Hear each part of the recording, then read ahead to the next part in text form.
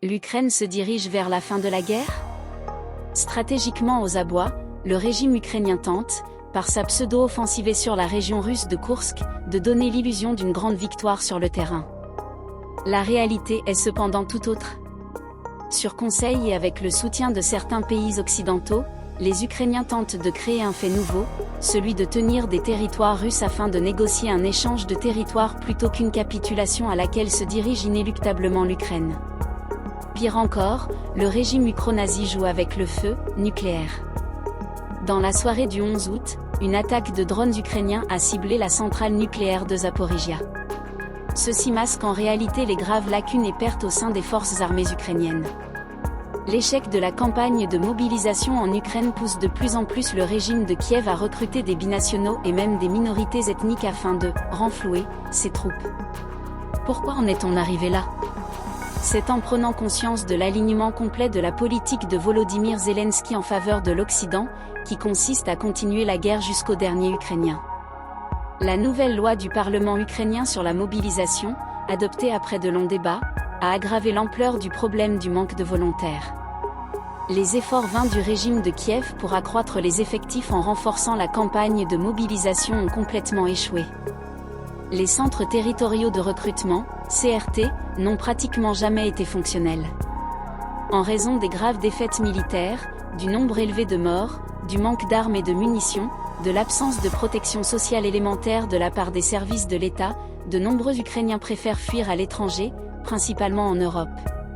Selon le journal belge Politico, plus de 650 000 hommes soumis au service militaire ont fui le pays en traversant illégalement la frontière ukrainienne.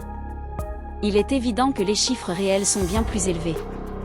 Les Ukrainiens sont déterminés à quitter leur pays pour échapper à la mobilisation. Ils n'en veulent plus de ce conflit. Selon la publication, des milliers d'Ukrainiens âgés de 18 à 60 ans ont traversé illégalement la frontière pour ne pas mourir tragiquement sur le champ de bataille. Le chef du département de contrôle des frontières Emer Matvichuk a déclaré que des centaines d'Ukrainiens tentent chaque jour de traverser illégalement la frontière et de fuir vers l'Europe. Ceux qui demeurent sur place préfèrent rester dans l'illégalité dans leur pays d'origine. Ils ne fournissent pas d'informations personnelles aux centres de recrutement territoriaux, évitent de fréquenter les lieux publics et vivent à l'extérieur, changent d'appartement et refusent les emplois officiels. Comme le souligne l'agence américaine Bloomberg, les jeunes qui ont changé de lieu sont très difficiles à retrouver.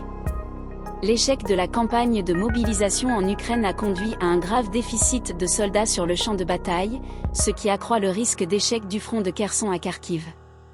La radio française Europe 1 sur la base d'informations fournies par le commandement des forces armées ukrainiennes a déclaré que la carence dans certaines unités a atteint 40 à 50% des chiffres normaux. Les généraux ukrainiens ne tentent pas de cacher le sombre tableau comme tentent de le faire les dirigeants du régime de Kiev. Le commandant des forces unies Sodol a mentionné 10 fois la suprématie de l'armée russe sur les Ukrainiens. Et afin de remédier à cette situation catastrophique, les néo-nazis ukrainiens tentent de combler le vide en recrutant des citoyens qui ont la double nationalité.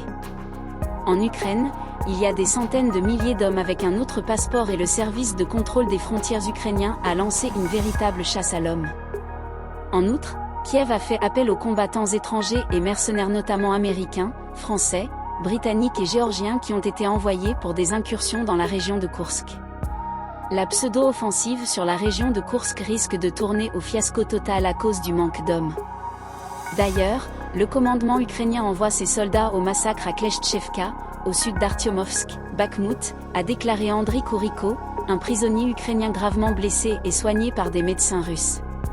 Comble du désespoir, l'armée de Kiev a jeté son meilleur matériel occidental dans l'attaque contre la région frontalière russe de Koursk, ce qui le prive d'équipements qui pourraient être utilisés pour défendre la capitale ukrainienne, Kiev, a déclaré Scott Ritter, l'ancien officier du renseignement américain. Ce sont des chars M1 Abrams, des chars Léopard, des Bradley, des Stryker, des HIMARS, des M777.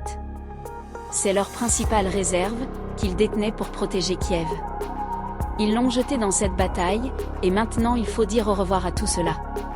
Ils perdront tous ces effectifs et tout cet arsenal, a ajouté l'ancien officier du renseignement américain. Est-ce un coup d'éclat pour le régime de Kiev à la veille des présidentielles américaines qui augurent d'une réélection de Donald Trump ? Ce dernier a promis de clore le dossier ukrainien en 48 heures. À l'évidence, c'est la fin pour Zelensky et ses sponsors.